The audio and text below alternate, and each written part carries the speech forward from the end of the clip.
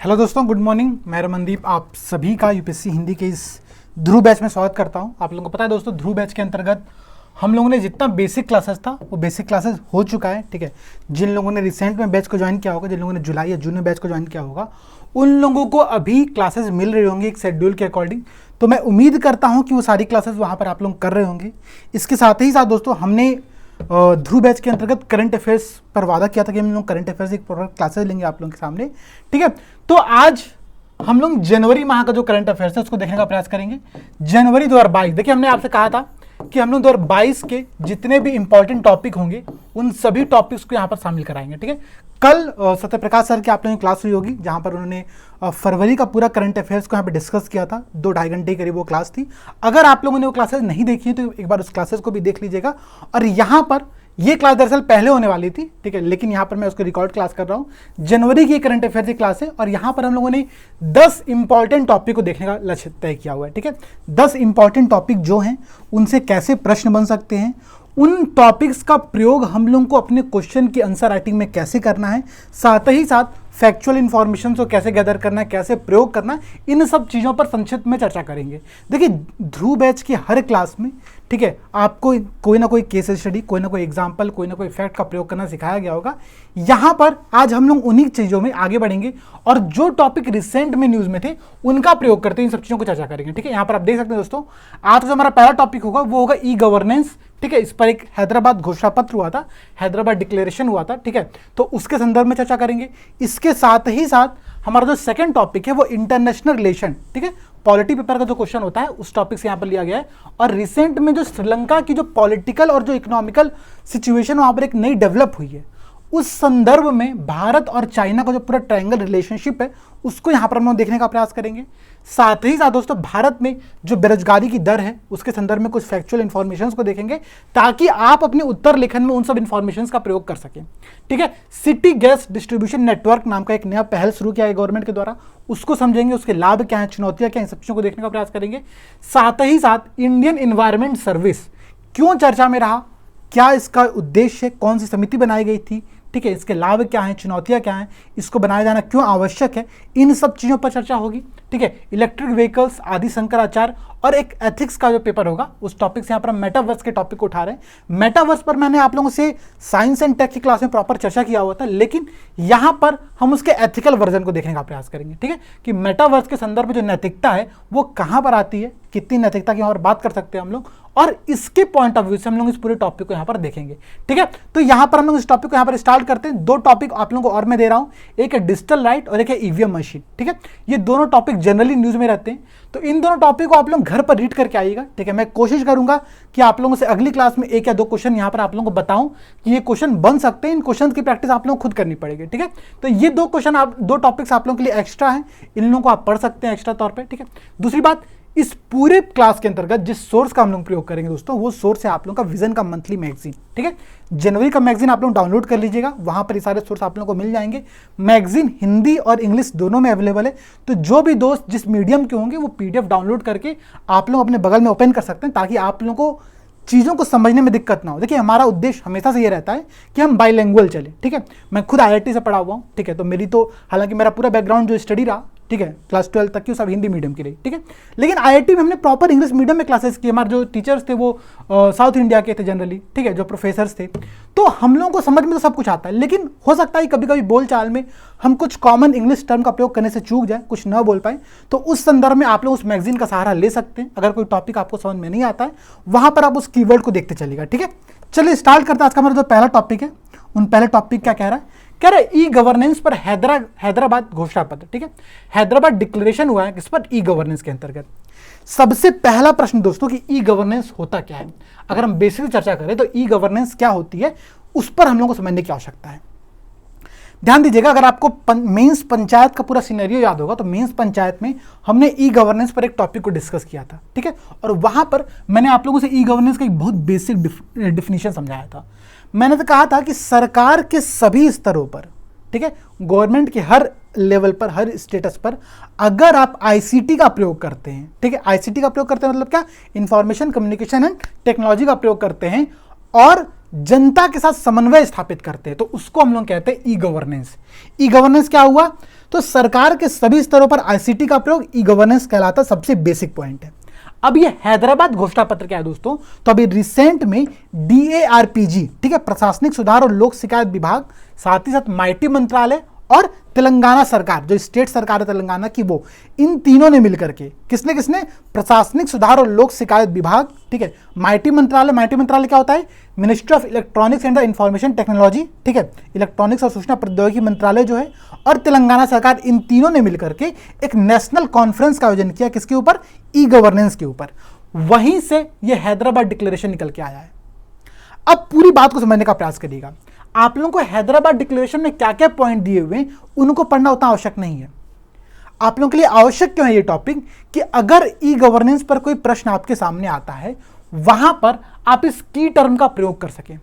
आप अगर सजेशन दे रहे हैं तो आप सजेशन में बताएं कि हाँ, ई गवर्नेंस में सुधार लाने के लिए हमको हैदराबाद डिक्लेरेशन को फॉलो करने की आवश्यकता है। अगर आप कहीं पर निष्कर्ष दे रहे हैं इस टॉपिक के संदर्भ में, आप वहां पर बताइए, वहां पर कोट करिए कि हैदराबाद डिक्लेरेशन में ये बातें कही गई थी, इनको हमको फॉलो करना चाहिए ताकि ये सुधार हो सके। ठीक है, तो इस पूरे टॉपिक को पढ़ने का उद्देश्य सिर्फ इतना है मेरा दोस्तों, पढ़ाने का आप लोगों को, कि ई गवर्नेंस टॉपिक तो आप लोगों को पहले से पता है क्या होता है, उसकी लाभ क्या होती है, चुनौतियां क्या, हालांकि मैं उसको यहां पर दिखाऊंगा भी आप लोगों को, लेकिन इस की टर्म का बस अगर आप अपने आंसर में प्रयोग करते हो तो एग्जामिनर को यह बात समझ में आती है दोस्तों कि आपको जो करंट अफेयर्स के टॉपिक हैं, जो रिसेंट एग्जांपल्स हैं, रिसेंट पॉइंट्स हैं, वो आपको तैयार है। आप करंट अफेयर से अवेयर हो। ऐसा ना हो कि आप 2016 से प्रिपेयर कर रहे हो और आपने करंट अफेयर्स बिल्कुल ना पढ़ा हो, वहां पर जो आपने ई गवर्नेंस के बारे में पढ़ा हो वही बात आप यहां पर भी लिख रहे हो। ठीक है, अगर ये चीज आप नहीं करना चाहते हो, अगर आप अपने में कुछ इनोवेशन करना चाहते हो, कुछ नए नए पॉइंट्स को ऐड करना चाहते हो, तो आपको चाहिए दोस्तों ये कि आप करंट अफेयर्स के इन टॉपिक्स को तैयार करें और इनको यहां पर साथ साथ में नोट करते चलें। ठीक है, ध्यान रखिएगा। दूसरी बात, अब अगर मैं इस बताऊं इस सम्मेलन में हुआ क्या था यहां पर दरअसल एग्जैक्टली, तो आप यहां पर देख सकते हैं दोस्तों, यहां पर लिखा हुआ है कि यह सम्मेलन ई गवर्नेंस को बढ़ावा देने के लिए कुछ नवीनतम तकनीकों पर आधारित विचारों के रचनात्मक आदान प्रदान के लिए एक मंच प्रदान करता है। ठीक है, अर्थात अगर आपको ई गवर्नेंस को सपोर्ट करने वाले कुछ इनोवेशन करने, कुछ रिसर्च एंड डेवलपमेंट करने, तो हैदराबाद डिक्लेरेशन क्या करता है, ऐसे पहलों को एक प्लेटफॉर्म प्रदान करता है जहां पर आप आकर के इन सब चीजों की चर्चा कर सकते हैं और इसमें कुछ नया इनोवेशन कर सकते हैं। ये इस पूरे पहल का यहां पर उद्देश्य है। ठीक है, इसके साथ ही साथ दोस्तों क्या करता है ये, तो ये नागरिकों और सरकारों को एक डिजिटल प्लेटफॉर्म के माध्यम से करीब ले आने का प्रयास करता है, ताकि देखिए ई गवर्नेंस का सिंपल सा उद्देश्य क्या है भाई, मैंने आपको डिफिनेशन यही ना बताया कि अगर सरकार के स्तर पर हम आईसीटी का प्रयोग करते हैं, तकनीक का प्रयोग करते हैं, इंफॉर्मेशन कम्युनिकेशन टेक्नोलॉजी का प्रयोग करते हैं और हम जनता से संपर्क स्थापित करते हैं, तो उसको हम ई गवर्नेंस कहेंगे। ठीक है, यहां पर वही बात लिखा है, कह रहा है कि एक ऐसा डिजिटल प्लेटफॉर्म तैयार किया जाए ताकि नागरिक और सरकार के विभिन्न जो विभाग हैं, ठीक है, वो किसी एक डिजिटल प्लेटफॉर्म के माध्यम से करीब आ सके और नागरिक सेवाओं की जो गुणवत्ता है उसको हम इंप्रूव कर सके। ये इस पूरे हैदराबाद डिक्लेरेशन का उद्देश्य है। ठीक है, अब आपको क्या समझना दोस्तों, अब आपको समझना यह कि ई गवर्नेंस क्या होती है, उसको भी हम लोग यहां पर देखेंगे। प्रश्न कैसे इस टॉपिक से बन सकता है और इस प्रश्न का प्रयोग हमको अपने आंसर में कैसे करना है, इस टॉपिक का प्रयोग कैसे करना है, ये बात यहां पर समझिएगा आप लोग। ठीक है, अब देखिए, जैसे ये देखिए ध्रुव बैच, जिन लोगों ने ध्रुव बैच को अगर ज्वाइन नहीं किया होगा, आप लोग देख सकते हैं, अगर ये क्लास आप लोगों को ओपन चैनल पर मिल रही होगी, तो 5 जुलाई से हमारा एक रिसेंट बैच स्टार्ट हुआ है। ठीक है, और ध्रुव बैच की जितनी भी सैंपल क्लासेस हैं, आप उन सैंपल क्लासेस के आधार पर इस ध्रुव बैच की जो क्वालिटी है आप उसको चेक कर सकते हो सकता हो किसी क्लास में आपको ऑडियो की इशू हो सकता हो किसी क्लास में आपको लाइट का इशू हो, लेकिन कंटेंट के संदर्भ में मैं गारंटी ले सकता हूं कि ध्रुव बैच अपने में परफेक्ट है। ठीक है, ऑडियो क्वालिटी और वीडियो क्वालिटी का जो इशू आता है दोस्तों, दरअसल चूंकि अभी हमने जब शुरुआत किया था इस ध्रुव बैच को, ठीक है, तब हम बहुत इनिशियल फेज में थे, हमने अपने आप को डेवलप करना शुरू किया था और उसके बाद आपने देखा कि हम धीरे धीरे स्टूडियो हमने डेवलप किया यहाँ पर। ठीक है, स्मार्ट बोर्ड आ गया, तमाम चीजें आ गई, तो इस संदर्भ में शुरू की कुछ क्लासेस में ये इशू रहा है, लेकिन अब जो भी क्लासेस आप लोगों को मिल रही होंगी उसमें सब जो इशू है सब दूर हो चुके होंगे। ठीक है, और ध्रुव बैच का जो रिजल्ट रहा है इस बार मई 2021 का जो रिजल्ट रहा है, उस रिजल्ट में भी ध्रुव बैच की जो क्वालिटी है वो पता चलती है साफ साफ कि बहुत सारे लोगों का इंटरव्यू कॉल लेटर आया हुआ है। ठीक है, अब देखिए, दरअसल हैदराबाद डिक्लेरेशन के अंदर कुछ बातें कही गई है। क्या कहा गया कि आधार, भाई आधार क्या है, तो आपको पता है आधार के माध्यम से बहुत सारे जो डिजिटल ट्रांजेक्शंस हैं उनकी निगरानी संभव है, बहुत सारी चीजें संभव है वहां पर, इसलिए आधार का यहां पर प्रयोग की बात कर रहा है। यूपीआई, तो पता है आपको, तो डिजिटल पेमेंट के संदर्भ में यूपीआई ने एक बहुत बड़ी क्रांति लेकर के आया। अगर आपने ध्रुव बैच को ज्वाइन किया है तो आप भारत के किसी दूसरे स्टेट में रह करके यूपी के गोरखपुर में चलने वाले संस्थान से आप जुड़ सकते हैं। क्यों? क्योंकि आपने यूपीआई के माध्यम से बहुत आराम से पैसे को ट्रांसफर कर दिया। ठीक है, पेटीएम का प्रयोग करते हुए आप कहीं भी छोटे सामान पर जाते हैं। अब तो हालत ये हो गई है कि आप सब्जी वाले की दुकान पर भी जाते हैं, वहां पर भी पेटीएम में क्यूआर कोड लगा हुआ है। तो जो डिजिटल पेमेंट की जो क्रांति आई वो क्यों आई? यूपीआई के कारण से आई। डिजी लॉकर क्या है भाई? तो डिजी लॉकर आपको अपने डॉक्यूमेंट्स को एक जगह पे कलेक्ट रखने की सुविधा देता है, साथ ही साथ यह आपको 1 GB तक का डेटा स्टोरेज की सुविधा भी देता है। ठीक है, 1 GB तक का। अब ये सारे जो पहले हैं, ये सारी पहले digital government, digital India, e governance की दिशा में बहुत बड़ी पहल है। उमंग क्या है भाई? तो unified mobile application for the new age governance. ठीक है, नागरिकों तक जनता सरकार की पहुंच को सुनिश्चित करने के लिए उमंग नाम का एक पोर्टल लेकर के आया गया। ई हस्ताक्षर हो, ई सिग्नेचर हो, या फिर इन सब के माध्यम से, ठीक है, जो ई गवर्नेंस है उनमें परिवर्तन ले आने का जो उद्देश्य है वही हैदराबाद डिक्लेरेशन के अंतर्गत आता है। हैदराबाद डिक्लेरेशन के अंदर यह बात कही गई कि इन सब चीजों का प्रयोग करते हुए और नए नए इनोवेशंस का प्रयोग करते हुए इंडिया स्टेक की कलाकृतियों का लाभ उठा करके, इंडिया स्टेक क्या है? तो इंडिया स्टेक ऐसा प्लेटफॉर्म है जो कि एपीआई, एप्लीकेशन प्रोग्रामिंग इंटरफेस के माध्यम से, ठीक है, सरकारों, व्यवसायों, स्टार्टअप्स, इन सभी को डिजिटल प्लेटफॉर्म का प्रयोग करने की इजाजत देता है। उनके जो इंफ्रास्ट्रक्चर होते हैं उसका हम प्रयोग करके डिजिटल रूप से कार्य कर सकते हैं। ठीक है, तो इंडिया स्टेक की कलाकृतियों का हम प्रयोग करें, आधार का, यूपीआई का, डिजी लॉकर का, उमंग का, इन सब का प्रयोग करें और जो ई गवर्नेंस है उसमें सुधार ले आए, ये बात यहां पर कही गई है। ठीक है, इसके अलावा बहुत सारी अन्य बातें भी कही गई है जो कि बिल्कुल इंपॉर्टेंट नहीं है, आपको सारे पॉइंट देखने की बिल्कुल आवश्यकता नहीं है। लेकिन मैंने आपसे पहले कहा कि इस पूरे पॉइंट का यूज आप लोगों को कहां पर करना है? तो यूज आप लोगों को अपने आंसर में, निष्कर्ष या कंक्लूजन में आप हैदराबाद डिक्लेरेशन टर्म का प्रयोग करोगे, आपका आंसर सुंदर हो जाएगा। ठीक है, देखिए मैं समझता हूं मेंस का एग्जाम नजदीक आ चुका है, तो आप लोगों को भी चीजें कंटेंट वाइज चाहिए और आराम से सिंपल कंटेंट मिलता रहे। इसीलिए मैं चाह रहा हूं कि मैं आप लोगों को सिर्फ उतनी चीजें यहां पर इंफॉर्मेशन दे सकूं। अगर मैं चाहूं तो मैं हैदराबाद डिक्लेरेशन पर आपको 1 घंटे की क्लास ले सकता हूं, मैं पढ़ करके आऊंगा, मैं पढ़ा दूंगा। ठीक है, लेकिन वो आपके लिए सफिशिएंट नहीं है, आपके लिए उतनी आवश्यक नहीं है जितना हमको आवश्यक ये है कि अगर प्रश्न बनता है इस संदर्भ में तो उस प्रश्न में आप उत्तर कैसे लिखोगे। देखिए प्रश्न क्या बन सकता है यहां पर, समझिएगा आप लोग। एक प्रश्न ये बन सकता है कि ई गवर्नेंस से आप क्या समझते हैं। ठीक है, इससे होने वाले लाभों को 100 उदाहरण विद एग्जाम्पल प्रस्तुत करें, साथ ही इसके समक्ष विद्यमान प्रमुख चुनौतियों का वर्णन करें। यह प्रश्न यहां पर पूछा हुआ है। ठीक है, हमने जितनी भी मेंस मैराथन की क्लास ली है, ठीक है, आपने देखा होगा उत्तर लेखन की बहुत सारे फ्री इनिशिएटिव चलता है, या फिर ध्रुव बैच के अंतर्गत जितने भी बार हमने प्रश्न को डिकोड करने का तरीका समझा है, वहां पर मैंने बार बार बताया कि पहले प्रश्न को डिकोड करिए, प्रश्न के कितने पार्ट हैं। पहला पार्ट क्या है प्रश्न का? प्रश्न कह रहा है कि ई गवर्नेंस से आप क्या समझते हैं। ठीक है, पहला पार्ट है ये प्रश्न का। फिर कह रहा है कि इससे होने वाले लाभ को 100 उदाहरण प्रस्तुत कर। तो लाभ बताना है, सिर्फ लाभ नहीं बताना है, लाभ बताना है विद एग्जाम्पल, ये बात ध्यान रखिएगा। ठीक है, विद एग्जाम्पल आपको लाभ बताना है। ठीक है, फिर कह रहा है कि इसके समक्ष विद्यमान चुनौतियां बताइए। तो भाई आपको चुनौती बतानी पड़ेगी। ठीक है, ये इसका पूरा बेसिक प्रश्न है। तो प्रश्न के कितने पार्ट है? प्रश्न के बेसिक तौर पर 3 पार्ट है कि ई गवर्नेंस क्या है, इसके लाभ क्या हैं, लाभ को एग्जाम्पल के साथ बताइए और इसके संदर्भ में आने वाली चुनौतियों को बताइए। ठीक है, तो ये बात समझिएगा। मैं उम्मीद करता हूं कि साथ साथ में आप लोग चीजों को समझते जा रहे होंगे। आप सोच रहे होंगे कि हाँ ई गवर्नेंस पर अगर प्रश्न आता है तो आप वहां पर उसकी इंट्रोडक्शन में क्या लिखोगे। ठीक है, जैसे अगर आपको यहां पर प्रश्न आता तो आप सोचिए एक बार कि ई गवर्नेंस पर संदर्भ में आप क्या लिखोगे। फिर मैं आप लोगों को समझाता हूं कि मैं ई गवर्नेंस के संदर्भ में जो बेसिक आपको यहां पर एक फॉर्मूला दूंगा, उस फॉर्मूले का प्रयोग आप लोगों को हमेशा करना होगा। ठीक है, क्या प्रयोग करना होगा आप बताइए वही तौर पर कि ई गवर्नेंस क्या है भाई? तो सरकार के सभी स्तरों पर आईसीटी का प्रयोग, ताकि जनता के साथ समन्वय अच्छे से स्थापित किया जा सके, पहली बात। दूसरी बात, अगर आप डिफिनीशन दे रहे हो ई गवर्नेंस की, आप वहां पर कुछ एग्जाम्पल दो। एग्जाम्पल क्या दोगे? एग्जाम्पल दो भाई आप उमंग पोर्टल क्या है, बहुत अच्छा एग्जाम्पल है इस संदर्भ में। ठीक है, आपको एग्जाम्पल यहां पर दे सकते हो। अब अगर मैं दूसरी बात समझाऊं दोस्तों यहां पर, तो इसी इंट्रोडक्शन में आपको एक पॉइंट अगर आप अपने आंसर में ऐड करते हो तो आपका आंसर बहुत सुंदर और बहुत यूनिक हो जाएगा। आप बताओ वहां पर कि ई गवर्नेंस के माध्यम से हम गवर्नेंस का जो स्मार्ट का स्तर है, ठीक है, स्मार्ट गवर्नेंस है, उसको स्थापित करने का प्रयास कर सकते हैं। स्मार्ट गवर्नेंस क्या होता है मैं यहां पर लिख दे रहा हूं, आप लोग नोट कर लीजिएगा, बहुत इंपॉर्टेंट है स्मार्ट गवर्नेंस का जो कॉन्सेप्ट है। ठीक है, स्मार्ट गवर्नेंस मैं उम्मीद करता हूं आप लोगों को पता भी होगा, हालांकि मैं फ्री बता दे रहा हूं। एस फॉर क्या होता है? यहां पर एस रिप्रेजेंट करता है सिंपल। ठीक है, सिंपल। एम मतलब मोरल।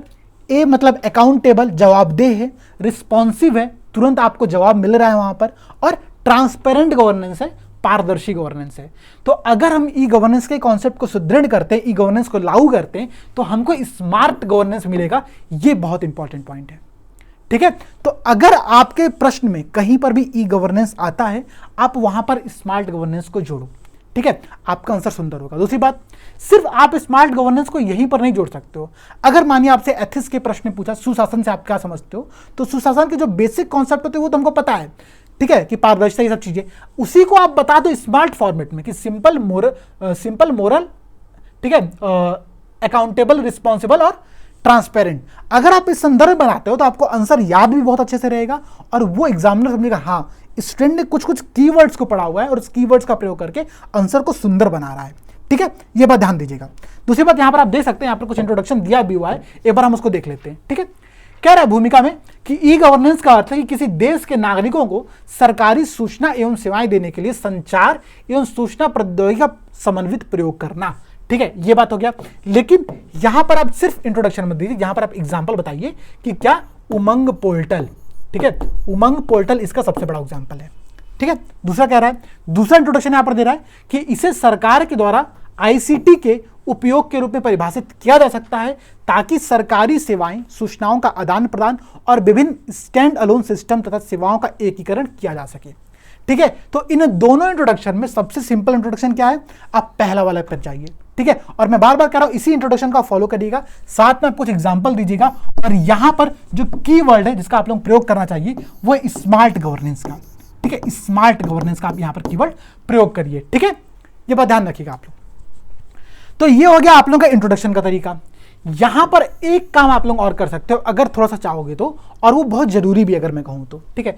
ई गवर्नेंस के हर प्रश्न में आपको डिजिटल इंडिया के संदर्भ में एक कीवर्ड को ऐड करना चाहिए, ठीक है। डिजिटल इंडिया का जो कीवर्ड है, इस कीवर्ड को यहां पर आप कहीं ना कहीं पर एडजस्ट करने का प्रयास करो, ठीक है। देखिए इस पूरे ध्रुव बैच के अंतर्गत हम आंसर की फॉर्मेटिंग समझते हैं, आंसर को कैसे सुंदर बनाया जाए, प्रश्न को कैसे डिकोड किया जाए, ये सब चीजें समझना आवश्यक है।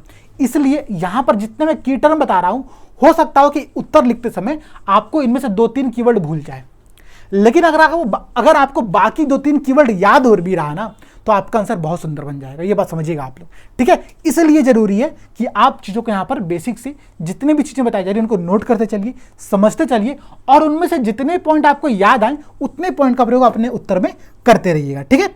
आगे देखिए, ये तो हो गया कि ई गवर्नेंस क्या होता है। अब अगर ई गवर्नेंस को हम डिवाइड करें, हालांकि प्रश्न की डिमांड नहीं थी, लेकिन चूंकि प्रश्न में ये पूछा हुआ कि ई गवर्नेंस से आप क्या समझते हैं, तो आपको यहां पर काम ये करना चाहिए कि उसकी एक प्रकार की जो टाइप्स होते हैं उसको आप बता सकते हैं यहां पर। और टाइप्स बताने का सबसे सिंपल तरीका क्या है, मैं फिर से बता रहा हूं आप लोगों को। आप देखिएगा यहां पर आप एक ट्रायंगल बनाइए, ठीक है, और इस ट्रायंगल में आप 3 जो इसके शीर्ष होते हैं, जो 3 इसके वर्टेक्स जिसको कहा जाता है, जिस ट्रायंगल के 3 वर्टेक्स होते हैं, उनको आप डिफाइन कैसे करिए। एक करिए बी, बिजनेस, एक करिए कंज्यूमर अथवा सिटीजन, ठीक है, आप दोनों मान सकते हैं यहां पर, और एक करिए जी या फिर गवर्नमेंट, ठीक है।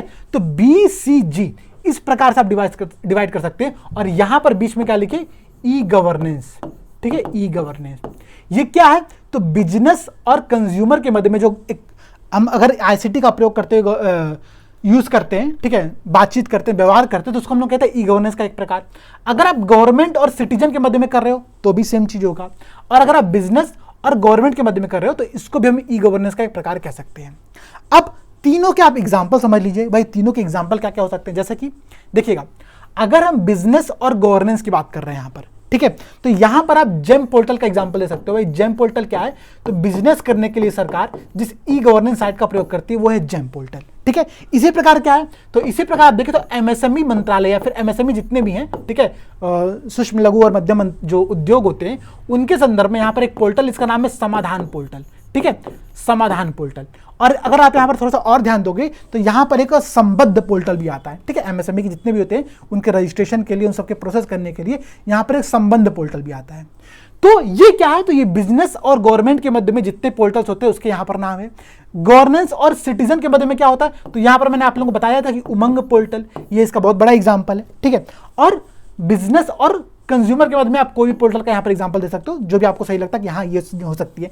इन्हीं में से आप किसी का भी नाम यहाँ पर दे सकते हो अगर बिजनेस और कंज्यूमर के बारे में चाहो, या फिर यहाँ पर आप ई नैम का एग्जाम्पल दे सकते हो, ई नैम का एग्जाम्पल दे सकते हो, ठीक है, नेशनल एग्रीकल्चर मार्केट। तो ये अगर डायग्राम अपने आप आंसर में शामिल करते हो, ठीक है, आपका आंसर क्या होगा, अच्छा होगा, एग्जामिनर को देखने से अच्छा लगेगा और कम शब्दों में कम समय में आपको बहुत सारी चीजें यहां पर क्लियर होती चलेंगी, ठीक है।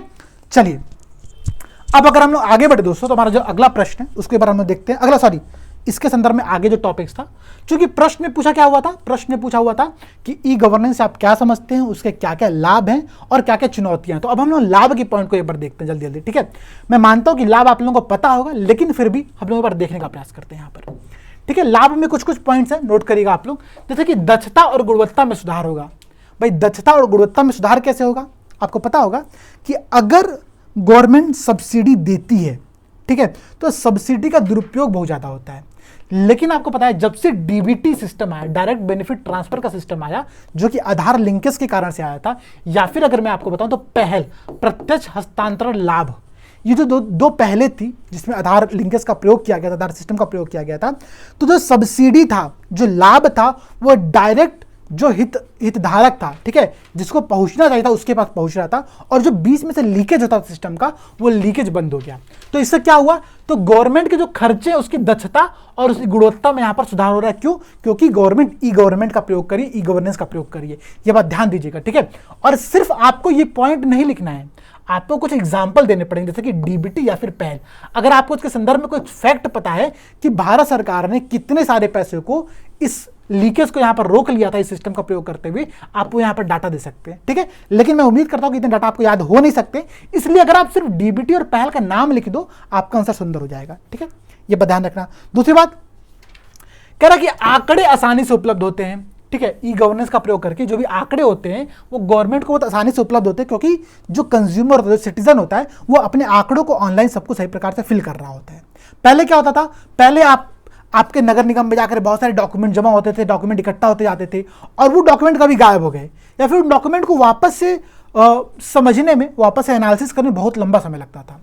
अब ई गवर्नेंस के कारण से जो आंकड़े हैं वो बहुत आसानी से उपलब्ध हैं, और चूंकि आंकड़े आसानी से उपलब्ध हैं, इसलिए जो गवर्नमेंट है उस गवर्नमेंट को नीतियां बनाने में इन आंकड़ों का प्रयोग बहुत आसानी से वो गवर्नमेंट कर सकती है, इन आंकड़ों का विश्लेषण कर सकती है। ये बहुत बड़ी बात है। एक बात समझिएगा, जैसे मान लिया अगर हम लोग, ठीक है, अगर आज चाह रहे हैं, अगर हम सोच रहे हैं कि हम एनसीईआरटी बस सितंबर या अक्टूबर में लॉन्च करने का सोच रहे हैं, तो क्यों सोच रहे हैं, क्योंकि हमने भी एक एनालिसिस किया, हमको पता है कि अगर हम एनसीईआरटी बैच लॉन्च कर रहे हैं तो पूरी टीम करीब 2 महीने के लिए प्रॉपर बिजी होगी, पूरी टीम 2 महीने लगातार वीडियो बनाएगी, लगातार क्लासेस लेगी, तब जाके पूरा बैच कंप्लीट होगा। और हम इतना रिस्क क्यों लेंगे अगर हमको एडमिशन उतना नहीं आएगा तो, ठीक है। तो इसके लिए हम भी कैलकुलेशन करते हैं। उसी प्रकार से गवर्नमेंट को भी हर नीति को बनाने से पहले, हर पॉलिसी को बनाने से पहले एक कैलकुलेशन करना पड़ता है। अगर उसके पास आंकड़े सही प्रकार से उपलब्ध होंगे तो उन आंकड़ों का वो सही प्रकार से यहाँ पर प्रयोग कर सकती है। ये बात आप लोग समझिएगा। दूसरी बात कह रहा है कि जनता और सरकार के बीच स्वस्थ एवं पारदर्शी संवाद होगा, ठीक है, पारदर्शिता बनेगी, ट्रांसपेरेंसी आएगी। ई गवर्नेंस से कुछ यहाँ पर पॉइंट्स दिए हुए हैं। ये सारे पॉइंट्स वही हैं जो कि स्मार्ट गवर्नेंस के अंतर्गत हमने देखा था। स्मार्ट जो कीवर्ड हमने प्रयोग किया था उनको हमने देखा था। आप चाहें तो इसी स्मार्ट के हर एक लेटर को लेकर के लाभ के 5 पॉइंट यहां पर बना सकते हैं, ठीक है। लेकिन सब में कुछ कुछ एग्जांपल ऐड करिएगा। जैसे कि अगर मैं कुछ एग्जांपल की बात करूं तो यहां पर आप 2-3 केस स्टडी ऐड कर सकते हैं, ठीक है। कैसे केस स्टडी को ऐड कर सकते हैं आप लोग देखिएगा ध्यान से। अगर आप चाहें यहां पर, ठीक है, तो लिथुआनिया, एस्टोनिया, ठीक है, इन 2 देशों के जो ई गवर्नेंस का पूरा सिस्टम है, जो पूरा मैकेनिज्म है, उसको अपने केस स्टडी में शामिल कर सकते हैं। आप बता सकते हैं या फिर एग्जांपल में ऐड कर सकते हैं कि बता सकते हैं कि गवर्नमेंट को भारत में ई गवर्नेंस के सिस्टम को सुधार करने के लिए लिथुआनिया, जो कि ई गवर्नेंस के मामले में बहुत टॉप पोजीशन पर है, या फिर एस्टोनिया जो कंट्री है, इन दोनों कंट्री से हमको सीखने की बहुत सारी आवश्यकताएं हैं, ठीक है। ये आपका एक केस स्टडी यहाँ पर बन सकता है। अगर आप चाहें तो आप भारत के कुछ एग्जाम्पल दे सकते हैं। भारत का एग्जाम्पल कैसे दे सकते हैं भाई, तो भारत का जो सूरत म्यूनिसिपल कॉर्पोरेशन है, ठीक है, जो सूरत नगर निगम है, उसने ई गवर्नेंस के क्षेत्र में बहुत सारे अच्छे कार्य किए हुए हैं, तो आप एक उसका एग्जाम्पल दे लो। या फिर जो भारत का पहला डिजिटल गांव था, उसका क्या नाम था, अकोदवा, ठीक है, अकोदवा अगर मैं सही हूँ तो, ठीक है। मैं देख लेता हूँ यहाँ पर, ठीक है, यहाँ पर नाम मैंने लिखा नहीं, दरअसल अकोदवा या अकोदरा ऐसा कुछ नाम था उसका, अकोदवा, ठीक है। आप एक बार चेक करिएगा। ये गुजरात का एक गांव है। ये भारत का पहला डिजिटल गांव था। 2015-16 में डिजिटल गांव बन चुका था, और इसकी जो बेस्ट प्रैक्टिसेस हैं उनको आप लोग अपने केस स्टडी में शामिल कर सकते हो। तो यहाँ पर हमने 2-3 एग्जाम्पल देखा, एक देखा हमने लिथुआनिया का एग्जाम्पल, एक हमने एस्टोनिया का एग्जाम्पल देखा, एक हमने सूरत म्यूनिसिपल कॉर्पोरेशन का एग्जाम्पल देखा, और एक हमने देखा अकोदवा विलेज का एग्जाम्पल। अकोदवा विलेज की तो केस स्टडी आप लोग पढ़िएगा, क्योंकि वो एक ऐसा विलेज है 2015 में ही जहाँ पर हर एक दुकान पर, ठीक है, छोटी छोटी दुकानों पर पेटीएम का और ये जो QR पेमेंट सिस्टम होता है वो वहाँ पर चालू हो चुका था, ठीक है। इसलिए इन सब की केस स्टडी को आप शामिल कर सकते हैं अपने आंसर में और बता सकते हो कि इनकी जो बेस्ट प्रैक्टिसेस हैं उनका प्रयोग करते हुए हम पूरे भारत में ई गवर्नेंस के सिस्टम को सुधार कर सकते हैं, ठीक है। मैंने आप लोगों से बताया था कि ई गवर्नेंस के लाभ में आप स्मार्ट का जो पूरा ट्रिक है, 5 जो कीवर्ड्स हैं उनका प्रयोग कर सकते हो, या फिर आप यहाँ पर देखो, यहाँ पर कुछ पॉइंट लिखा हुआ है, जैसे कि बेटर सिक्योरिटी मिल रही है हमको, कॉस्ट इफेक्टिव है, पैसा ज़्यादा खर्चा नहीं होता है, ठीक है, गवर्नमेंट का, better service for the citizen को बहुत आसानी से बिना लंबी लंबी लाइन लगाए हुए उनको सारी सुविधाएं यहाँ पर मिल जा रही हैं, ये बहुत बड़ी बात है, सिंपल एंड एफिशिएंट है, ठीक है, बहुत एफिशिएंट है, ट्रांसपेरेंसी एंड अकाउंटेबिलिटी यहाँ पर बहुत ज़्यादा दिया हुआ है, ठीक है। कुछ कीवर्ड है, इन कीवर्ड्स का आप लोग चाहो तो अपने आंसर में प्रयोग कर सकते हो, एक बार देख लेना ध्यान से, ठीक है। फिर कह रहा है कि expanded reach of the government का जो पहुंच है वो हर जगह तक पहुंच सकता है ई गवर्नेंस के माध्यम से, ये बहुत बड़ी बात है। इंस्टेंट एक्सेस, गवर्नमेंट के किसी भी पहल से आप चाहो तो इंस्टेंट एक्सेस ले सकते हो, और इजी मेंटेनेंस, इन सब चीज़ों का मेंटेनेंस भी बहुत आसान है। इसलिए ई गवर्नेंस के लाभ में अगर आप चाहो तो इन सभी कीवर्ड्स का प्रयोग करो, या फिर आप स्मार्ट गवर्नेंस का जो मैंने कॉन्सेप्ट बताया था उसका आप प्रयोग कर सकते हो, या फिर आप चाहो तो कुछ केस स्टडी का प्रयोग करते हुए अपने आंसर को शामिल करो और आगे बढ़ाओ, ठीक है। ध्यान रखना केस स्टडी का प्रयोग तो जरूर करना, अगर ई गवर्नेंस का क्वेश्चन आता है तो अकोदवा विलेज या सूरत कॉर्पोरेशन का या फिर लिथुआनिया या फिर एस्टोनिया का जो एग्जाम्पल है उसका आप लोग यहाँ पर प्रयोग कर सकते हो, ठीक है। अच्छा, फिर अगर आपको ई गवर्नेंस के संदर्भ में चुनौतियां पूछे तो आप क्या बताओगे, ठीक है। कितने लोगों को याद है जो 4A अप्रोच जिसकी चर्चा मैंने बार बार ध्रुव बैच में की हुई थी, अगर आपको याद होगा तो चुनौतियों में यहां पर आप उस 4A अप्रोच का प्रयोग कर सकते हो, ठीक है। 4A अप्रोच क्या होता है भाई, तो 4A अप्रोच में मैंने आप लोगों को बताया था सिंपल सा कि अवेलेबिलिटी, अवेयरनेस, एफोर्डेबिलिटी और एक्सेसिबिलिटी, ठीक है, एक्सेप्टेबिलिटी, इन चारों कीवर्ड्स का प्रयोग करते हुए आप अपनी पूरी चुनौतियों के पॉइंट को यहां पर लिख सकते हो, ठीक है। और इन 4A जो टेक्निक होती है ना, इस 4A के टेक्निक से आपका जो चुनौतियों का जो पूरा पोर्शन होता है वो बहुत सिस्टमेटिक वे में होता है, ठीक है, बहुत भटकाव नहीं होता है। और पूरे उत्तर लेखन में अगर आप में भटकाव नहीं है तो आप उत्तर बहुत कम समय में और बहुत अच्छी प्रकार से लिख सकते हो, ये बात ध्यान देना, ठीक है। यहां पर आप देखो कह रहा है चुनौतियों में कि पहुंच की कमी है भाई, डिजिटल डिवाइड भारत में बहुत ज्यादा है, ठीक है। तो पहुंच की कमी क्या है भाई, ये क्या हो गया, यहाँ पर आपका अवेलेबिलिटी नहीं है, संसाधनों की अवेलेबिलिटी नहीं है, पहुंच नहीं है, यहाँ पर एक बहुत बड़ा कारण है। कह रहा है कि ग्रामीण निर्धन लोगों पर काफी अल्प प्रभाव पड़ा है क्योंकि टेक्नोलॉजी वहां तक पहुंची नहीं है, ठीक है। और डिजिटल डिवाइड भारत में बहुत ज़्यादा है, एक नया विभाजन क्रिएट हो चुका है डिजिटल डिवाइड के कारण से, ये ध्यान रखना। तकनीकी संबंधी चुनौतियां भी हैं, जिससे गोपनीयता, साइबर सुरक्षा और साइबर हमलों से सुरक्षा जो है एक बहुत बड़ा मुद्दा बन चुका है। डिजिटल हम भारत बनाना तो चाहते हैं, लेकिन क्या हो रहा है भाई, तो जो झारखंड का जो जामताड़ विलेज है वहाँ से फिशिंग बहुत ज़्यादा हो रही है, ठीक है। अकाउंट से पैसे तुरंत गायब हो जा रहे हैं, और अगर आप थाने में कंप्लेंट करने जाओ तो उसका कोई सुनवाई नहीं है, क्योंकि आधे लोगों को तो पता ही नहीं कि साइबर सिक्योरिटी के लिए अलग सेल होता है, उनका अलग पूरा प्रोविजन होता है। हमको आइडिया ही नहीं, क्योंकि हमको उतना अवेयर ही नहीं है। तो एक कारण यहाँ पर आप ये बता सकते हो, कि जितने भी गवर्नमेंट की वेबसाइट्स हैं जनरली वो कुछ हिंदी या फिर अंग्रेजी, इन्हीं 2 भाषाओं में, तो स्थानीय भाषाओं में जो वेब सर्वर है उनका डेवलपमेंट भारत में नहीं हो पाया है, ठीक है। ये भी अवेलेबिलिटी का अभाव है यहाँ पर। अगर हम चाहते हैं तो भाषाओं में, सभी स्थानीय भाषाओं में इसको हम पहुँच बनाते, तभी तो भाई लोग पढ़ पाएंगे। जिनको अंग्रेजी नहीं पता है, साउथ में चले उनको हिंदी भी नहीं पता है, तो वो लोग क्या करेंगे, ठीक है। तो ये बहुत बड़ी समस्या यहाँ पर है। दूसरी बात आप देखो, एक यहाँ पर पॉइंट दिया हुआ है कि लचर प्रशासन व्यवस्था है, कि ई गवर्नेंस एक ढीली और लचर प्रशासन को बढ़ावा देता है। कैसे, तो जो सेवा प्रदाता होता है, अगर आप बैंक में जा रहे हो, आपको कोई कुछ काम कराना है बैंक में, तो बैंक का जो कर्मचारी क्या कहेगा कि अभी जाओ, सर्वर डाउन है, बाद में आना। तो ये जो समस्या है ना, सर्वर डाउन की समस्या, इंटरनेट काम नहीं कर रहा है इसकी समस्या, जैसे कि कई बार आपको लगता होगा कि यहाँ पर यूपीएससी हिंदी वो भी यही करती है, आज क्लास होने वाली थी, आज इंटरनेट नहीं चला, आज क्लास नहीं हुई, कल क्लास होगी। ये समस्या क्यों है, ये समस्या एक तो है भाई वास्तविक रीजन है कि इंटरनेट काम नहीं कर रहा होता है, दूसरा हो सकता है कि कभी कोई और भी रीजन रहे, लोग कहते हैं हाँ इंटरनेट काम नहीं कर रहा, कल क्लास होगी। तो ये जो समस्या है, ये समस्या इसके अंतर्गत आप यहाँ पर शामिल कर सकते हो, ये बात आप ध्यान देना, ठीक है। तो ये आपका पूरा ई गवर्नेंस का पूरा सेक्शन हो गया। मैंने सोचा था कि इसको 15-20 मिनट में कंप्लीट करा दूंगा, हालांकि आधे घंटे से ऊपर एक क्लास हो चुकी है जहाँ तक मुझे लग रहा है, ठीक है। और देखो आप लोग, अगर ई गवर्नेंस के संदर्भ में आपको निष्कर्ष देना हो तो आप गुड गवर्नेंस का एक एग्जांपल ऐड करो, ठीक है। गुड गवर्नेंस के बारे में आप कीवर्ड, बस एक कीवर्ड यहाँ पर आपको ऐड करना और कुछ करना भी नहीं है। आप अगर कुछ सुझाव देना चाहते हो इसके संदर्भ पे, आप सुझाव क्या दो भाई, आप बताओ प्रॉपर कि मेघराज जो गवर्नमेंट है, जो गवर्नमेंट की पहल है मेघराज, जो कि एक क्लाउड है, ठीक है, उस क्लाउड के आधार पर हम जो है ई गवर्नेंस के संदर्भ में बहुत आगे बढ़ रहे हैं और आईसीटी का जो खर्च है गवर्नमेंट का उसको हम कम करने का प्रयास कर रहे हैं, ठीक है। मेघराज क्या है, तो मेघराज एक क्लाउड सिस्टम है, जैसे कि आप गूगल ड्राइव का प्रयोग करते होगे, तो वैसे ये गवर्नमेंट का एक प्रकार का क्लाउड सिस्टम है खुद का, ठीक है। और आप यहाँ पर सुझाव दे सकते हो कि भारत में जो 5G टेक्नोलॉजी है उसको हमको जल्दी से जल्दी डेवलप करना चाहिए, ताकि जो लेटेंसी है, ठीक है, इंटरनेट के प्रयोग में जो लेटेंसी होती है वो लेटेंसी कम हो सके, डिजिटल डिवाइड को हमको दूर करना चाहिए। ये कुछ बातें हैं, ठीक है। एक बात ध्यान रखना कि निष्कर्ष में आप इनमें से सिर्फ 1 या 2 पॉइंट का ही प्रयोग करना, आपका उत्तर सुंदर होगा, ठीक है। आप सारे कीवर्ड अगर प्रयोग करने का सोचोगे तो आपका आंसर गड़बड़ हो सकता है, ये बात ध्यान देना, ठीक है। तो यहाँ पर जितने भी पॉइंट मैंने डिस्कस किए उन पॉइंट में सारे पॉइंट आपका प्रयोग नहीं करना है। अच्छा हाँ, इसी निष्कर्ष में भाई हमने तो शुरुआत जहां से किया तो तुम भूल ही गए, ठीक है। क्या क्या शुरुआत किया था, हैदराबाद डिक्लेरेशन, तो हैदराबाद डिक्लेरेशन तो मत ही बोलना। अगर आप चाहोगे तो यहां पर आप दे सकते हो सुझाव में निष्कर्ष के अंतर्गत कि भारत सरकार को ई गवर्नेंस को बढ़ावा देने के लिए हमको हैदराबाद डिक्लेरेशन को सही प्रकार से लागू करने का प्रयास करना चाहिए, ठीक है। ऐसी कुछ बातें यहां पर आप लोग कह सकते हो। तो ये पूरा पहला टॉपिक यहां पर आप लोगों का कंप्लीट होता है। अब हम लोग चलते हैं दोस्तों अगले टॉपिक की तरफ, ठीक है। तो हमारा जो पहला प्रश्न था उसको हमने समझने का प्रयास किया। अगला जो हमारा प्रश्न है वो है इंटरनेशनल रिलेशन के संदर्भ पे, ठीक है। आप सभी ने वो न्यूज़ देखा होगा, ठीक है, जहां पर श्रीलंका के प्राइम मिनिस्टर और प्रेसिडेंट के घरों में घुस करके जो जनता है वहाँ के उनके बेड पर सो रही है, उनका जिम प्रयोग कर रही है, उनके घर के डाइनिंग टेबल बैठे उन्हें खाना खा रही है। ये जो पूरा सिस्टम देखा आपने, ये क्यों हुआ? श्रीलंका में जो कंडीशन उत्पन्न हुई है ये सिर्फ एक दिन का कांड नहीं है कि एक दिन ऐसा हुआ जनता उठी और वो कर दिया उसने। आपको पता होगा पिछले करीब 26 वर्षों से, ठीक है, करीब 26 वर्षों से श्रीलंका में गृह युद्ध की कंडीशन चल रही थी, ठीक है।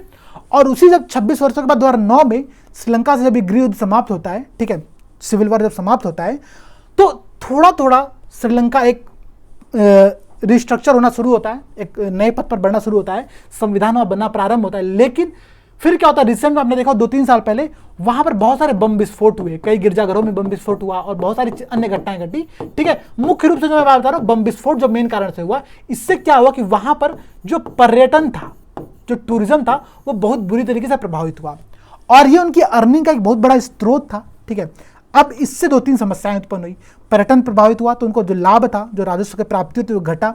साथ ही साथ वहां पर बैलेंस ऑफ पेमेंट की सिस्टम जो समस्या थी, बैलेंस ऑफ पेमेंट की जो समस्या थी, भुगतान संतुलन की, वो समस्या में बहुत तेजी से वृद्धि देखने को मिला, ठीक है। और आपको पता होगा जो वहां पर अभी प्रेजेंट टाइम में क्या चल रहा है, वहां का जो विदेशी मुद्रा भंडार है वो बहुत बुरी तरीके से कम हो चुका है, ठीक है, बहुत तेजी से घट रहा है। समस्या यहां तक आ गई थी कि आवश्यक वस्तुओं का आयात करना भी वहां पर कठिन हो गया था। वहां पर खाने पीने की लाले पड़ने लगे थे और आपने देखा था कि बहुत लंबी लंबी लाइनें लग रही थी खाना लेने के लिए। और इसके साथ ही साथ जो IMF की देयता थी, ठीक है, जो IMF की देयता थी, श्रीलंका ने जहां से लोन लिया हुआ था वो IMF की देयता बहुत तेजी से बढ़ रही थी। प्लस चाइना की जो देयता है, चाइना का जो लोन यहाँ पर वो बहुत तेजी से बढ़ रहा है। इन सब कारणों से, ठीक है, श्रीलंका की जनता को बहुत संकट देखने को मिला। और कोविड तो पिछले 2-3 सालों से चर्चा में था, ठीक है, कोविड के कारण से वहां पर स्थिति और बुरी तरीके से प्रभावित हुआ। इन सब के बाद क्या हुआ कि श्रीलंका में भी रिसेंट में सरकार को वहां से उखाड़ के फेंक दिया गया है, ठीक है। सरकार जो है मतलब जो है राष्ट्रपति प्रधानमंत्री सब वहां से भाग चुके हैं, देश छोड़कर गायब हो चुके हैं। इस पूरे संदर्भ में, ठीक है, आप यहां पर देख रहे होगे कोलंबो में PM का घर फूका, राष्ट्रपति भागे, ठीक है। ये एक देश का हालत है और ये कंडीशन एक दिन की समस्या नहीं है। मैंने अभी सारी समस्याओं पर चर्चा किया कि भाई बम विस्फोट हो रहा था, गृह युद्ध चल रहा था, ठीक है, और बैलेंस ऑफ पेमेंट का सिस्टम था, IMF की देयता बढ़ रही थी, इन और विदेशी मुद्रा भंडार बहुत तेजी से कम हो गया था। आवश्यक जो मूलभूत आवश्यकताएं थी उनके सामान खरीदने में उनको बहुत दिक्कत का सामना करना पड़ा था। इन सब के कारण से श्रीलंका में कंडीशन उत्पन्न हुई और इसी कंडीशन के संदर्भ में हमको जो श्रीलंका के अभी प्रेजेंट टाइम में इकोनॉमिकल और जो पॉलिटिकल क्राइसिस चल रहा है वहां पर, उस संदर्भ में भारत के संबंध और इसमें चीन की भूमिका, इन तीनों पॉइंट को हम यहाँ पर समझने का प्रयास करेंगे, ठीक है। तो चलिए स्टार्ट करते हैं पूरे टॉपिक को, देखते हैं टॉपिक क्या कह रहा है शांति से और परीक्षा के संदर्भ में उसका हम लोग प्रयोग कैसे कर सकते हैं। यहाँ टॉपिक है भारत श्रीलंका चाइना ट्रायंगल की भू राजनीति, geopolitics of the India Sri Lanka and the China triangle. इन पूरे तीनों का जो रिलेशनशिप है, ठीक है, ध्यान समझिएगा, मैं बहुत कुछ कीवर्ड्स प्रयोग कर रहा हूं, ठीक है। इंडिया, श्रीलंका और चाइना, इन तीनों का जो रिलेशनशिप है, अभी हम लोग इसमें इंडिया और श्रीलंका को समझने का प्रयास करते हैं, ठीक है। वो आपने पति पत्नी और वो एक मूवी आई थी ना शायद, अगर आपने देखी होगी, तो चाइना को भी हम उस वो कैटेगरी में शामिल करते हैं। ठीक है, इसके बारे में हम बाद में चर्चा करेंगे। अभी हम देखते हैं इंडिया और श्रीलंका को। अगर कभी प्रश्न आया भी आपके पॉलिटी के पेपर में, इंटरनेशनल रिलेशन के टॉपिक में प्रश्न आया भी, तो प्रश्न ये पूछ सकता है कि भारत और श्रीलंका के जो वर्तमान संबंध है वो किस कंडीशन पर है। ठीक है, उसके संदर्भ में भारत सरकार कौन कौन से प्रयास कर रही है, कौन कौन सी चुनौतियां हैं, तो इन सभी टॉपिक्स यहाँ पर हम देखेंगे। ठीक है, हम देखेंगे टॉपिक के फॉर्मेट में, उनसे आप लोग प्रश्न बनाते रहिएगा साथ साथ में। ठीक है, प्रश्न बनाना कोई बहुत बड़ी बात नहीं, सिंपल से यहाँ पर एक प्रश्न लिख दीजिए कि भारत और श्रीलंका के संबंध पर चर्चा करें, और ये पूरा प्रश्न यहाँ पर आपका इसका सॉल्यूशन मिल जाएगा। ठीक है, तो हम कुछ की पॉइंट को देखते हैं, आप लोग याद रखने का प्रयास करिएगा। जैसे कि कह रहा है भारत श्रीलंका संबंध के संदर्भ में, भारत श्रीलंका और संबंध। ठीक है, अगर हम राजनीतिक, आर्थिक, सांस्कृतिक और विकास परियोजना, इन संदर्भ में इस पूरे रिलेशनशिप को डिवाइड करने का प्रयास करेंगे, तो आप समझिएगा अभी हाल ही में हुआ क्या, 2020 में, ठीक है, एक शिखर सम्मेलन का आयोजन किया कि जहां पर भारत और श्रीलंका ने मित्रत्व मग्गा नाम का एक पत्र जारी किया था। ठीक है, जो कि दोनों द्विपक्षीय संबंधों को, दोनों राष्ट्रों के द्विपक्षीय संबंधों को आगे बढ़ाने की दिशा में एक बहुत बड़ा पहल था। ठीक है, तो एक पॉइंट यहां पर आप ये बता सकते हैं। आप बता सकते हैं कि अगर हम देखें आर्थिक पॉइंट ऑफ व्यू से, तो श्रीलंका है वो शार्क का मेंबर है। ठीक है, और भारत भी यहां पर एक मेंबर है, साथ ही साथ बिम्स्टेक में भी दोनों कंट्रीज शामिल है। ठीक है, और साथ ही जो भारत का जो सबसे बड़ा व्यापारिक भागीदार है, उसमें श्रीलंका भी शामिल होता है। इन कंडीशंस में इन दोनों के आर्थिक संबंध बहुत अलग लेवल पर है, ये बात हम लोगों को समझने की आवश्यकता है। ठीक है, अगर हम सांस्कृतिक स्तर पर देखें तो दोनों के बीच में संबंध क्या है कि जो अशोक था, ठीक है, उनके द्वारा विस्तारित जो बौद्ध धर्म की जो पॉलिसी थी, ठीक है, वो इन दोनों राष्ट्रों को जोड़ने का प्रयास करती है। श्रीलंका और इंडिया दोनों को जोड़ने का प्रयास करती है, ये बहुत बड़ी बात है, इसको आप यहाँ पर नोट कर सकते हो। इसको हम लोग दो चीज समझते हैं, या फिर आप इसको कल्चरल डिप्लोमेसी वर्ड कीवर्ड का प्रयोग करिए, या फिर आप बुद्ध डिप्लोमेसी का टर्म का प्रयोग करिए। ये दोनों टर्म बहुत इंपॉर्टेंट है। ठीक है, बुद्ध डिप्लोमेसी का भी आप प्रयोग यहाँ पर कर सकते हैं। ठीक है, साथ ही साथ भारत में जो पर्यटन करने वाले आते हैं बच्चे, जो अध्ययन करने के लिए श्रीलंका से लोग आते हैं, उनके भी मध्य में जो सांस्कृतिक संपर्क है वो बहुत आगे बढ़ चुका है। इन सभी संदर्भ में भारत और श्रीलंका का जो संबंध है वो एक अलग लेवल पर है, ये बात हमको समझने की आवश्यकता है। ठीक है, अगर आप देखोगे तो भारत जो है दोस्तों, वो श्रीलंका में बहुत सारी जो विकास परियोजनाएं हैं वहां पर कार्य कर रहा है। आप यहाँ पर देखिए, यहाँ पर कुछ एग्जाम्पल दिया होगा। यहाँ पर कह रहा है कि श्रीलंका भारत के प्रमुख विकास भागीदारों में से एक है। उदाहरण के लिए श्रीलंका में जो भारत आवास परियोजना चला रहा है वो बहुत बड़ा मैटर करता है। ठीक है, आपको पता होगा श्रीलंका में भारत ने एक हाउसिंग प्रोजेक्ट को शुरू किया था। ठीक है, हाउसिंग प्रोजेक्ट था वो बहुत बड़ा प्रोजेक्ट है। वहां पर जो गृह युद्ध से जो प्रभावित लोग थे और इसके साथ साथ करीब 50,000 बागान जो श्रमिक थे, उनके संदर्भ में भारत ने हाउसिंग प्रोजेक्ट को स्टार्ट किया था, उनको घर देने के लिए वहां पर उसने ये पहले स्टार्ट किया था। लेकिन अब देखिए, ये तो आप संबंध में बता सकते हो, लेकिन अगर चुनौतियां बताना पड़े तो आप बताना कि वो प्रोजेक्ट पूर्ति होने में बहुत देरी हो रही है। भाई, भारत का जो हमेशा से एक रवैया रहा है, ढुलमुल रवैया, ठीक है, उनके कारण से इन दोनों संबंधों में बहुत समस्याएं उत्पन्न हो रही है। तो अभी तो हमने क्या देखा, अभी हमने देखा कि इन दोनों के बंद जो संबंध है, उन संबंधों के क्षेत्र कौन कौन से हैं। इनके मध्य में एक सैन्य अभ्यास होता है बहुत सारे, जैसे कि आप देखिए मित्र सैन्य अभ्यास है, शक्ति सैन्य अभ्यास है, इंडिया श्रीलंका सैन्य अभ्यास है। तो ये कुछ सैन्य अभ्यास भी इन दोनों के मध्य में होते हैं। ये जो है पूरे टॉपिक यहाँ पर हमने देखा कि राजनीतिक, आर्थिक, सांस्कृतिक, विकास परियोजना और सैन्य अभ्यास, इन सभी क्षेत्रों में भारत और श्रीलंका के मध्य में जो संबंध है, उसके संबंध के सहयोग के क्षेत्र कौन कौन से हैं, ये बात आप लोगों को समझने की आवश्यकता है। ठीक है, अब देखिएगा, बात ये तो हुआ सिर्फ संबंध की, लेकिन कुछ कुछ चुनौतियां भी व्याप्त है। भाई, अगर दोनों देशों के मध्य में सब कुछ अच्छा होता तो आसानी से बहुत अच्छा होता, लेकिन अच्छा तो है नहीं, ये आपको पता है, क्योंकि इन दोनों के संबंध में वो की उस उपस्थिति यहाँ पर दर्ज हो चुकी है। चाइना ने यहाँ पर बहुत बड़ी मात्रा में श्रीलंका पर कब्जा कर लिया है। ठीक है, आर्थिक कंडीशन को लेकर के उस पर भी हम चर्चा करेंगे। लेकिन भारत और श्रीलंका के मध्य में चुनौती है, वो चुनौती के क्षेत्र कौन कौन से हैं। सबसे पहला चुनौती का क्षेत्र विश्वास का अभाव। दोनों में ट्रस्ट का इश्यू बहुत भयंकर है। ठीक है,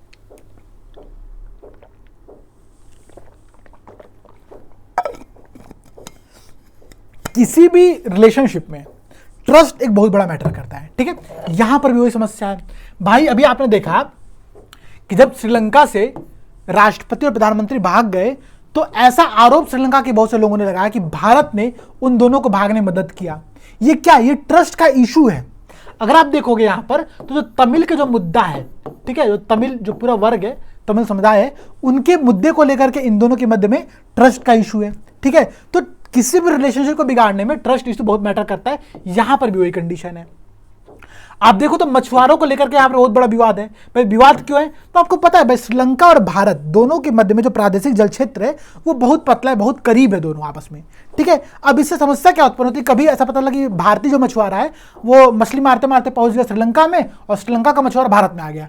अब चूंकि वो मछुआरे इधर उधर हो जाते हैं और यहाँ की जो फौज होती है, यहाँ की जो आर्मी होती है, वहाँ की जो आर्मी होती है, उन दोनों लोगों को कैद कर लेती है। अब एक बहुत लंबा प्रोसीजर होता है अपने नागरिक को छुड़ाने का।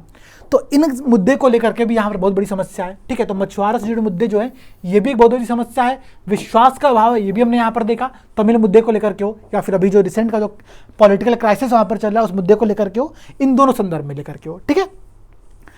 अगला जो पॉइंट है यहाँ पर चुनौती को लेकर के वो है अवरुद्ध ढांचागत परियोजनाएं, जैसे कि जाफना और संपूर्ण विद्युत संयंत्र परियोजनाएं, ठीक है। तो भारत ने बहुत सारे प्रोजेक्ट स्टार्ट तो किए लेकिन पूरा नहीं कर पाता है। भाई भारत का हमेशा से रवैया रहा है कि कोई भी प्रोजेक्ट भारत टाइम पर कंप्लीट नहीं कराता है, और ये समस्या यहाँ पर भी एक बहुत बड़ी समस्या है, ठीक है। तो ये कुछ प्रमुख चुनौतियां हैं। अगर आपको चुनौती बताना पड़ेगा और अवरुद्ध परियोजना के बारे में बताना पड़ेगा तो आप यहाँ पर दो नाम का प्रयोग करिएगा, जाफना और सुपर विद्युत संयंत्र, या फिर आप यहाँ पर हाउसिंग प्रोजेक्ट जो है उसका भी यहाँ पर आप एक्सप्लेनेशन कर सकते हैं, उसका भी एग्जाम्पल यहाँ पर दे सकते हैं, ठीक है। ये ध्यान रखिएगा, ठीक है। और पूरे प्रश्न में अगर आपका जो आंसर है उसमें आप एग्जाम्पल का जितना प्रयोग करोगे उतना आपका आंसर अच्छा होगा, जितना आप फैक्ट का प्रयोग करोगे उतना आपका आंसर सुंदर होगा, ठीक है। दूसरी बात, भाई ऐसा तो नहीं है कि गवर्नमेंट, भारत की गवर्नमेंट सिर्फ चुपचाप बैठी हुई है और सारे संबंध को बिगड़ने दे रही है। भारत सरकार बहुत सारे अन्य प्रयास भी कर रही है। जैसे भारत ने भी एक स्लिनेक्स नाम का एक भारत और श्रीलंका के मध्य में सैन्य अभ्यास को स्टार्ट भी किया था, ठीक है। उसके अलावा अगर आप यहाँ पर देखोगे तो भारत ने वहाँ का जो त्रिकोमली टेल टैंक फॉर्म है उसको डेवलप करने के लिए वहाँ पर उनके साथ एक समझौता किया हुआ है, ये बहुत बड़ी बात है, ठीक है। तो हालिया घटनाक्रम में, हालिया गवर्नमेंट इनिशिएटिव्स में आप इस त्रिकोमली जो टैंक पोर्ट है इसका नाम आप जरूर देना, आप इस कीवर्ड का प्रयोग करना, इस पॉइंट को भूलना मत, ठीक है। इसके अलावा भारत क्या करा, तो वहां पर जो रिन्यूएबल एनर्जी प्रोजेक्ट्स हैं, ठीक है, या फिर जो वहां पर आईटी सेक्टर उसमें निवेश बहुत भयंकर कर रहा है, बहुत बड़ी मात्रा में करने का प्रयास कर रहा है, ध्यान समझिएगा।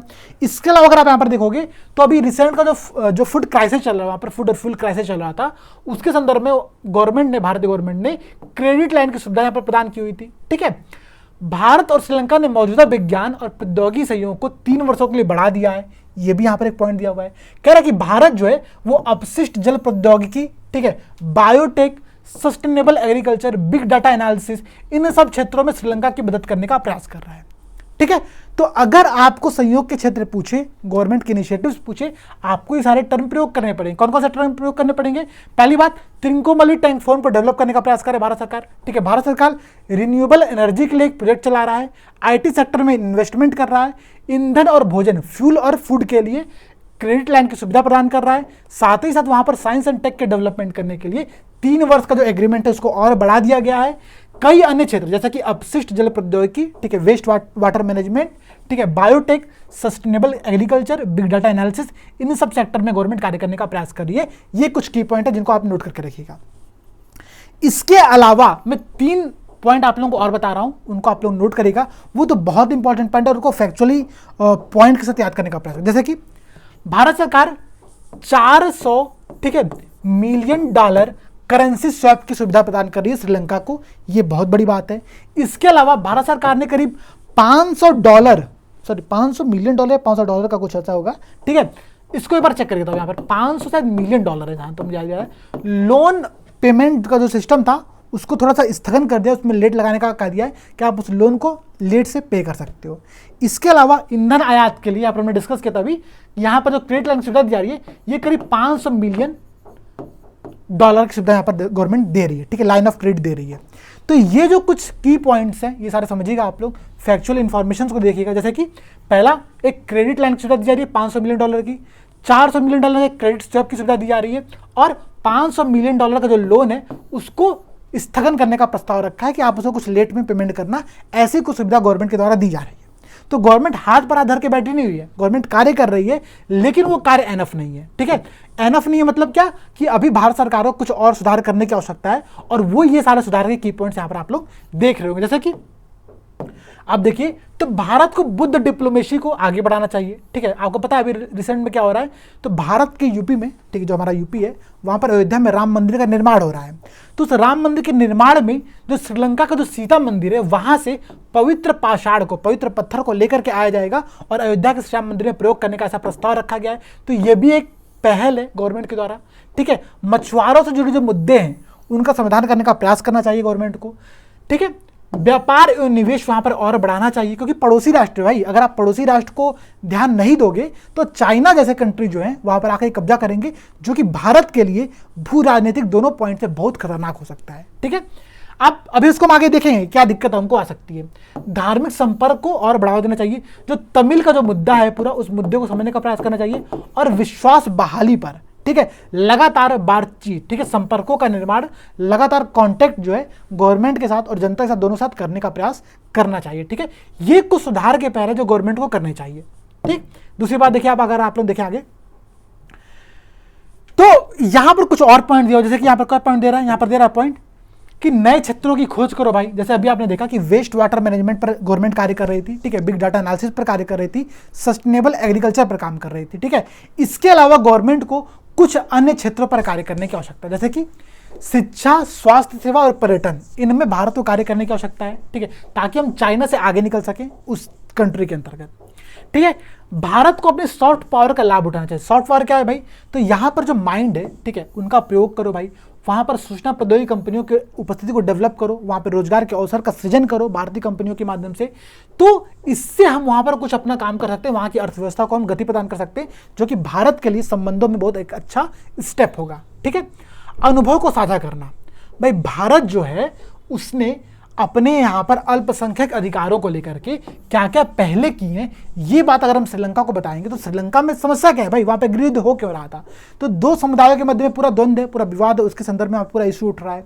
तो अगर भारत अपने यहाँ पर भारत ने अपने संविधान में जैसे अल्पसंख्यकों के मुद्दे को डील किया, अगर हम वही बात श्रीलंका को समझा सकें, अपने अनुभव को उनके साथ साझा कर सकें, तो एक समस्या का समाधान हो सकता है। ये बहुत बड़ी बात होगी यहाँ पर, ठीक है, ठीक है, ये बात समझिएगा आप लोग।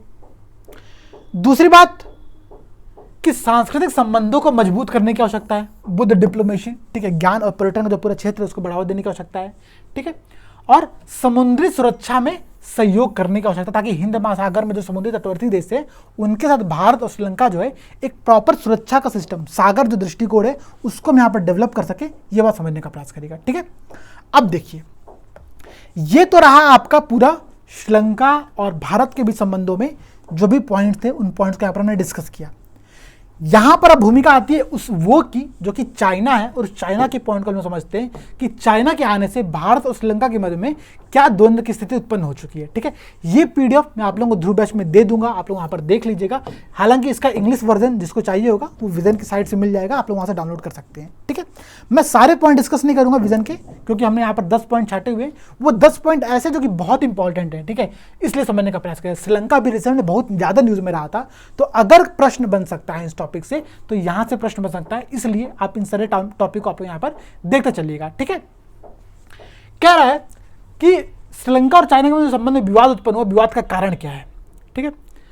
तो समुद्री सुरक्षा के संबंध एक खतरा है चाइना भाई, अगर चाइना वहां के, ठीक है, वहां पर जाकर के पूर्वी हिंद महासागर में अपनी जो उनकी पीपुल्स लिबरेशन आर्मी है उसको वहां पर स्थापित करता है, तो भारतीय नौसेना के लिए बहुत बड़ी चुनौती बन सकती है, ठीक है। उसके अलावा अगर आप यहाँ पर देखोगे तो यहाँ पर आर्थिक लेवल पर, थल और नौसेना की उपस्थिति के आधार पर और तकनीकी सहायता के आधार पर यहाँ पर कुछ समस्याएं दी गई है। जैसे कि जो चाइना है विकास परियोजनाओं के मामले में सबसे बड़ा विदेशी निवेशक श्रीलंका के अंतर्गत है, ठीक है।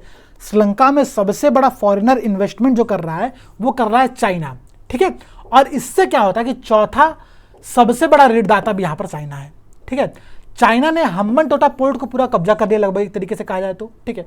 वहाँ के अन्य सारे कोलंबो पोर्ट, इन सब प्रोजेक्ट पर वहाँ पे कार्य कर रहा है, वहाँ पर उनकी आर्मी की उपस्थिति दर्ज हो सकती है, और वहाँ से जो गोपनीय जानकारी है वो चाइना यूज कर सकता है भारत के अगेंस्ट में। इन सब संदर्भ में अगर आप देखोगे दोस्तों, तो चाइना का जो रोल है श्रीलंका के अंतर्गत, ये भारत के लिए बहुत खतरनाक साबित हो सकता है, ठीक है। और इनके संदर्भ में और देखो आप, तो जो चाइना है वो श्रीलंका में सबसे बड़ा आयातक और सबसे बड़ा निर्यातक भी है, ठीक है। सबसे बड़ा विदेशी निवेशक है, ठीक है, चौथा सबसे बड़ा ऋणदाता है और सबसे बड़ा आयातक, सबसे बड़ा निर्यातक भी है। ये चाइना का रिलेशन है श्रीलंका के साथ। आप यहाँ पर देखो तो चाइना जो है वो श्रीलंका में सबसे बड़ी मात्रा में आधुनिक हथियार को बेचता है। ठीक है, चाइना सबसे बड़ी मात्रा में आर्म्स डील करता है श्रीलंका के साथ, ये एक बहुत बड़ा फैक्ट है। कह रहा है कि चाइना जो है वो हिंद महासागरों में अनुसंधान पोतों के नाम पर, ठीक है, रिसर्च पोतों के नाम पर वहां पर भारत की जासूसी कर सकता है, जासूसी जहाजों की तैनाती कर सकता है। फिर आप देखो तो आयोरा, ठीक है, इंडियन ओशन रिम एसोसिएशन और इंडियन ओशन नेवल सिंपोजियम जो है, IONS जो है, इनके तर्ज पर चाइना वहां पर एक अपनी अलग उपस्थिति को दर्ज कर रहा है, जो कि भारत के लिए बहुत बड़ा खतरनाक हो सकता है। तकनीकी सहायता में आप देखो तो यहाँ पर जो चाइना है वो स्वास्थ्य और आवास के क्षेत्र में, भारत हाउसिंग प्रोजेक्ट को चला रहा है, उसके बावजूद वहां पर स्वास्थ्य और आवास के क्षेत्र में करीब 800 मिलियन युआन की सहायता प्रदान कर रहा है श्रीलंका को। और इन्हीं संबंधों के कारण से भारत को सतर्क रहने की आवश्यकता है, भारत को समझने की आवश्यकता है। अभी रिसेंट का जो डेवलपमेंट है, उस डेवलपमेंट ने भारत को एक ऐसा अवसर प्रदान किया है, कहते हैं ना आपदा में अवसर खोजो, जो हमारे प्रधानमंत्री जी वो बार बार कहते हैं कि आपदा में अवसर को खोजो। तो अगर भारत ने इस आपदा में अवसर को खोजा और श्रीलंका के साथ अपने एक नए संबंध को सुदृढ़ किया, तो भारत के लिए बहुत अच्छी बात हो सकती है, भारत के लिए बहुत अच्छा स्टेप हो सकता है। ठीक है, आप देखो यहां पर अगर, तो यहां पर जो अगला पॉइंट दे रहा है, कह रहा है कि कुछ एग्जाम्पल दिया इसने, कह रहा है कि भारत के लिए खतरनाक कैसे है। तो श्रीलंका ने अभी एक चीनी कंपनी के साथ, ठीक है, सिनोसार एटोक्यूविनी, नाम इंपॉर्टेंट बिल्कुल नहीं, ध्यान रखिएगा, एक चीनी फर्म के साथ संयुक्त उद्यम को मंजूरी दी है। यहाँ पर इसके तहत करना क्या है कि जो नवीकरणीय ऊर्जा है वो पाक की खाड़ी में डेवलप करने का प्रयास कर रहे हैं ये लोग। अब इसके तहत, ठीक है, और जिस द्वीप में ये कार्य करेंगे, जिस आइलैंड में कार्य करना है, वो आइलैंड तमिलनाडु से केवल 50 किलोमीटर दूर की स्थिति पर उपस्थित है। ठीक है, भारत के तमिलनाडु से सिर्फ 50 किलोमीटर दूर एक आइलैंड है श्रीलंका का, जहां पर चाइना और श्रीलंका मिलकर के रिन्यूएबल एनर्जी पर कार्य कर रहे हैं। अब इससे समस्या क्या उत्पन्न हो सकती है, अगर चाइना चाहा, ठीक है, तो चाइना चाहेगा ही भाई, ऑब्वियसली, क्यों ना चाहेगा। तो इसका जो भारतीय संचार जहाज़ों की गतिविधियों को ट्रैक करने और तकनीकी युद्ध क्षमता को बढ़ाने हेतु उपयोग कर सकता है। भारत के जो कम्युनिकेशंस होते हैं आर्मीज़ के बीच में, ठीक है, उनके मध्य में उनको वो इंटरप्रेट करके चीज़ों को समझ सकता है, भारत की खुफिया इन्फॉर्मेशंस को ले सकता है, भारत के जहाज़ कहाँ पर कब जा रहे हैं उनकी प्रॉपर उसको इन्फॉर्मेशन मिलेगी। तो ये भारत के लिए खतरनाक है। अगर आपको एग्जाम्पल देना पड़े तो आप एग्जाम्पल ये देना कि श्रीलंका ने एक चीनी फर्म के साथ एक समझौता किया है और उस समझौते के तहत तमिलनाडु से मात्र 50 किलोमीटर दूर स्थित एक आइलैंड पर रिन्यूएबल प्रोजेक्ट को लेकर दोनों कार्य कर रहे हैं, जो कि भारत के लिए बहुत खतरनाक साबित हो सकता है। ठीक है, और कुछ समस्याएं उत्पन्न हो रही है भाई। समस्या क्या उत्पन्न हो रही है, आप देखिए यहाँ पर। तो चूंकि मैंने आपको बताया कि विदेशी मुद्रा भंडार बहुत कम हो गया था, तो श्रीलंका ने अपने यहाँ आयात पर प्रतिबंध लगाया था। ठीक है, आयात प्रतिबंध नीति को फॉलो किया था। अब इसके तहत हुआ क्या कि इसका परिणाम समझिए क्या हुआ कि चीनी आयात में करीब 8% की कटौती हुई, लेकिन भारत से जो आयात होना चाहिए था उसमें 20% की कटौती हो रही है। ठीक है, चाइना के आयात में सेम नीति का, सेम पॉलिसी का जो इफेक्ट पड़ रहा है वो 8% पड़ रहा है, लेकिन भारत पर वो करीब 20% का इफेक्ट यहाँ पर पड़ रहा है।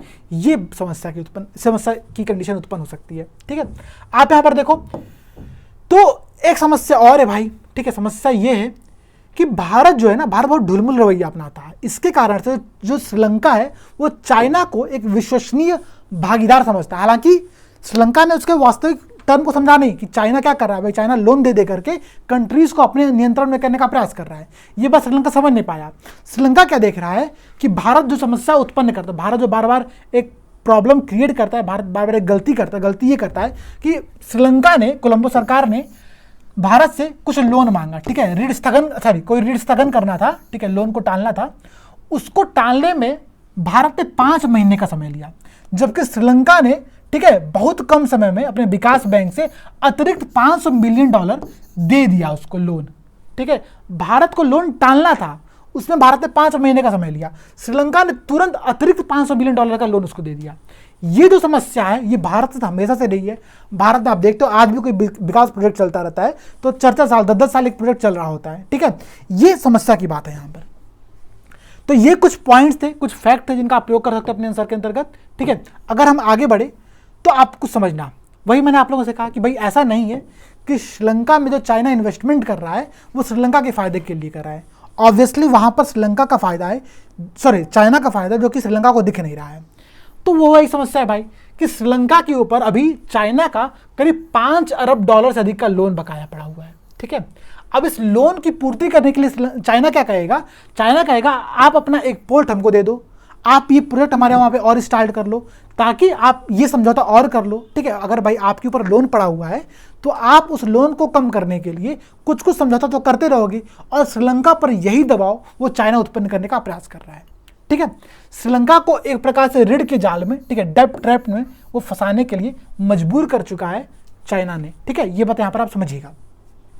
दूसरी बात, अगर आपको यहाँ पर निष्कर्ष देना हो इस पूरे श्रीलंका और भारत के संदर्भ में कुछ जो निष्कर्ष देना हो, तो आप निष्कर्ष क्या दोगे? आप निष्कर्ष दो भाई कि हमने अभी बताया ना कि प्रधानमंत्री जी ने क्या कहा कि आपदा में अवसर ढूंढो। ठीक है, जो श्रीलंका के साथ भारत के तनावपूर्ण संबंध है उस संबंध को दूर करो। भारत को चाहिए कि नया संबंध स्थापित करना चाहिए, और एक बड़े भाई के तौर पर नहीं, ठीक है, मतलब एक फ्रेंड के तौर पर। ठीक है, भारत से एक समस्या और है बिग ब्रदरहुड की, भारत बार बार बड़ा भैया बनने की कोशिश करता है। ठीक है, और आपको पता है अगर आपके बड़ा भैया बार बार आपको टोके किसी चीज़ के लिए तो बहुत सारे लोगों को अच्छा नहीं लगता है।